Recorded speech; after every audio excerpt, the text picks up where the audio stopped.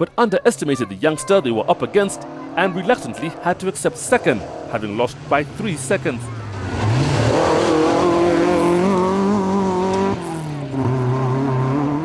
Apart from the advantage of having his father to control and guide him, Fahaz himself is a seasoned navigator, and making the jump to the driving seat had been easy. He held the lead in the category from the start, and winning on Fahaz's first time out may be a problem for the family, especially as he will not want to wait for his next birthday for another drive. It's the best birthday present I could ever ask for. Hopefully I wish I could have a birthday every 8 times in a year, so that every birthday I could just ask for that seat. In the championship, Samit Kellogg dislodges Giancarlo Schiraldi to take the lead by 6 points. Fahaz Khan gets his name on the table in 4th, just behind his uncle who owns the car he was driving. 8 cars had entered in the 2-wheel drive category, including Charles Hinga, who was back in his Levine, following a temporary setback with his Evo 8. They only had to tackle 7 of the 11 stages, amounting to 65 kilometers of competitive motoring.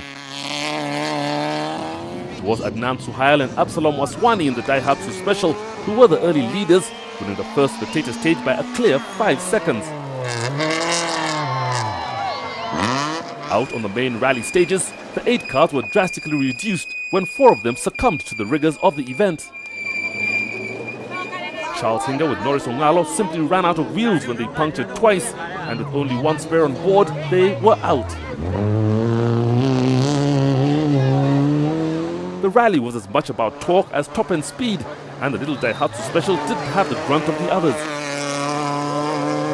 Adnan Suhail and Absalom Aswani were forced to accept defeat, eventually finishing 4th.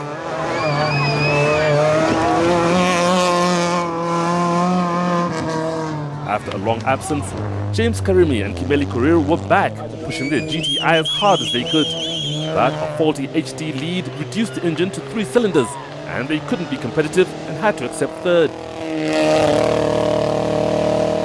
As anticipated, the race for the honours was between Munir Khan and Leonardo Veresi, and over the first 5 stages they matched each other's times. With Munir Khan calling the notes, Munir held the lead by 6 seconds with 1 stage remaining. It was an all-out finale, and Munir was pipped at the post by 22 seconds, reluctantly accepting 2nd.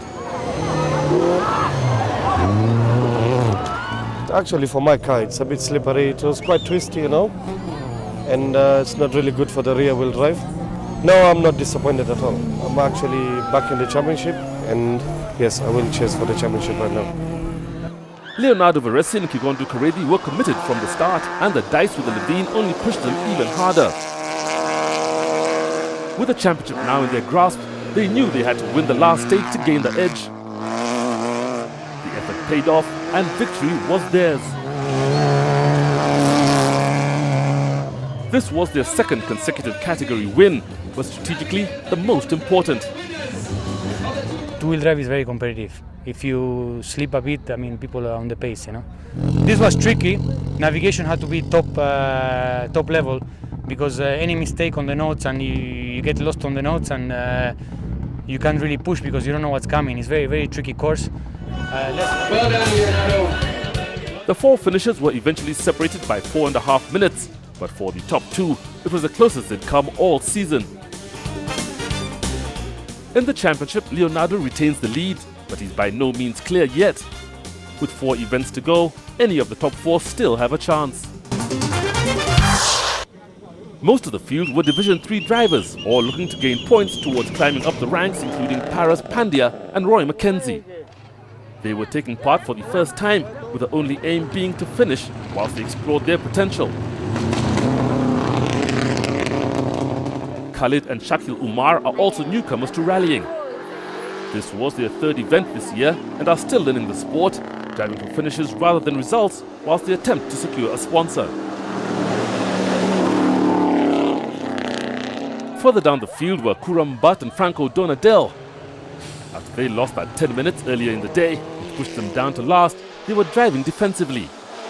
They eventually clawed 9 places up the leaderboard to finish 18th, but the wrong slot had cost them a top 10 placing.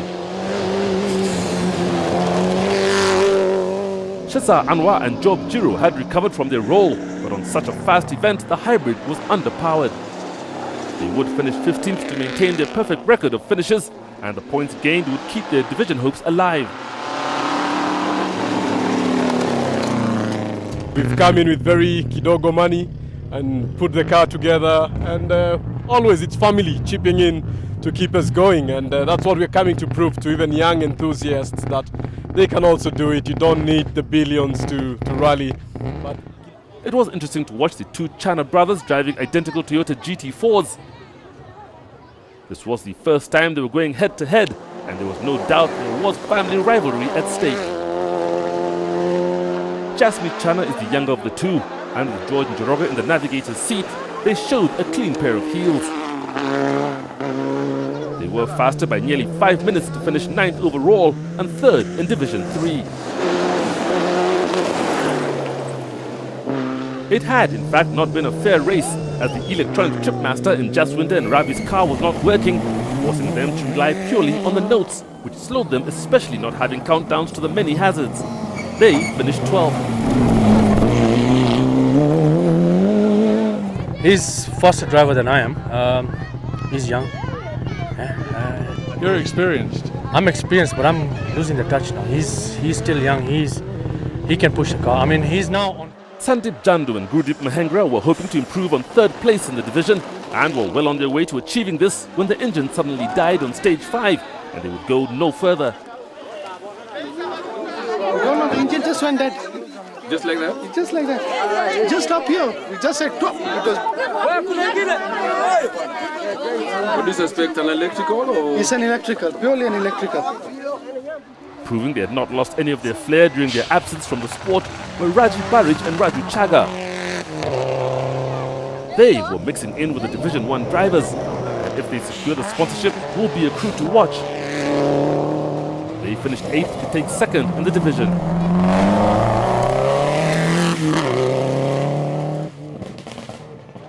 Well out in front in Division 3 were the local favourites, Phineas Kimathi and George Mwangi. You can see Phineas's total concentration, eventually taking the division lead by over 5 minutes.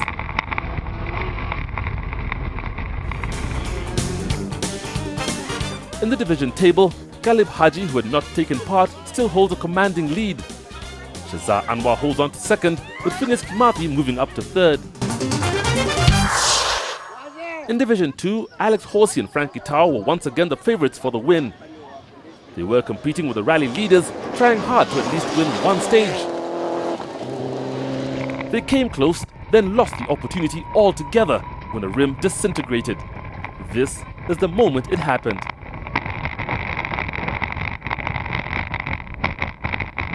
It was only a broken rim, so we put the new rim on, tied all up, set off again. Unfortunately, in the rim breaking, it broke my shock. So then there was no suspension, it was just crashing through whenever just driving 30 kilometers an hour, those huge bangs. The whole car would have fallen apart if I'd carried on. With Alex having retired in the past 2 events, Alfreya and Tinu Khan had taken over the Division 2 lead, and a win on this event would give them a commanding margin.